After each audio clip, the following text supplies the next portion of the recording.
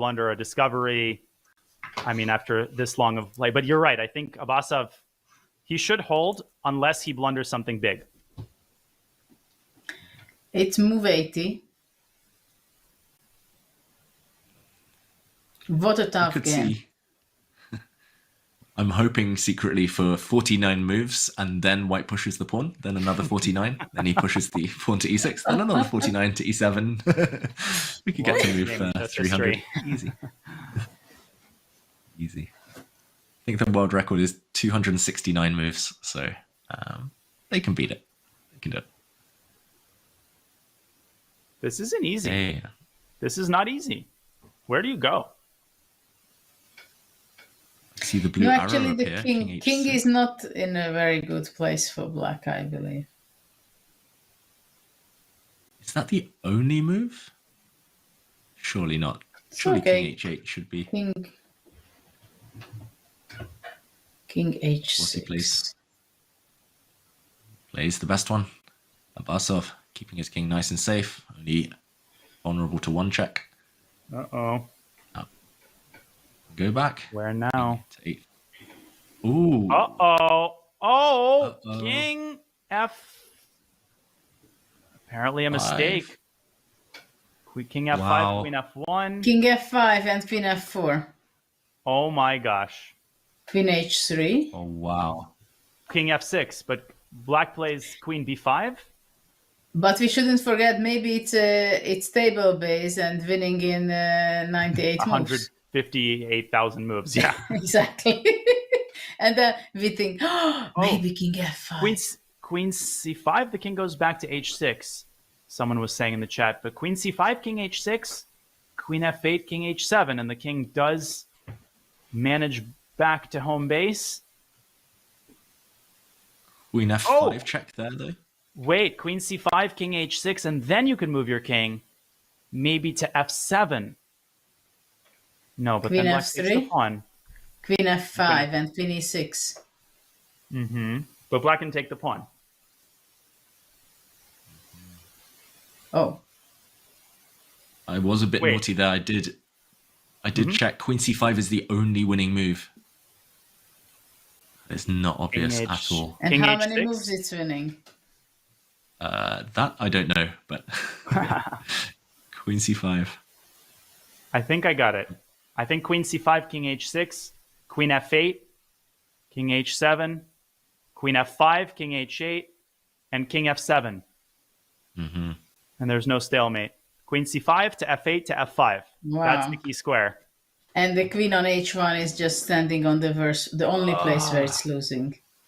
What a pattern. Is he going to find it? But there's no way. It's Gukesh. Minimal chance here. If he does, he deserves this win and more. He will join the lead, remember, Gukesh, with a victory, but he'll need to earn it the hard way. Queen C5 to F5. This is why queens are so bad in the corner. I've had it multiple times as one side promotes, but they can never get their queen out of the corner because it's so poorly placed. He has played King F5. Oof, back to a draw. It's still winning. Queen to Queen F1, though. Maybe not. One check. Queen f1. The blue arrow appears yet again. The computer sharing its thoughts. Queen G2, apparently. Queen G2. What a cold-blooded move. That's the only way? Queen G2, E5, Queen G6, King F4, Queen G4, mate. Wow, and he gives a check. He doesn't find the draw. But it's also a draw. G2. Apparently not. Sorry? No? Apparently Queen F4 and white is winning again. Is E5? Queen E5. E5.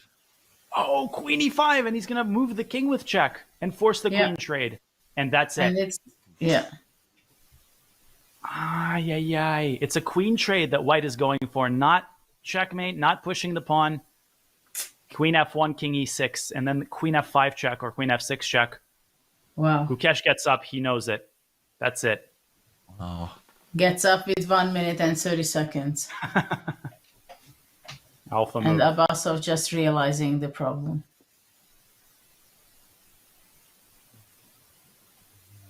You can see it on his face there on the camera, shake of the head. He missed this last move. He had time, he had 3 minutes, but Queen G2 there was extremely hard to find. Queen endgames are extremely hard in general. And wow, what drama. It's going to be huge for the tournament standings. Yeah. And the narrative is going to be Abasov makes the blunder in a drawn position, but let's be real. Queen G2, Queen E5. Would Abasov have drawn that and made another 50 accurate moves? My guess is probably not. So, you know, the reactive headline is, yeah, it was a draw until the very end. In reality, the true texture of the game was a lot more subtle than that. It was a back and forth game, Gukesh missing that earlier win.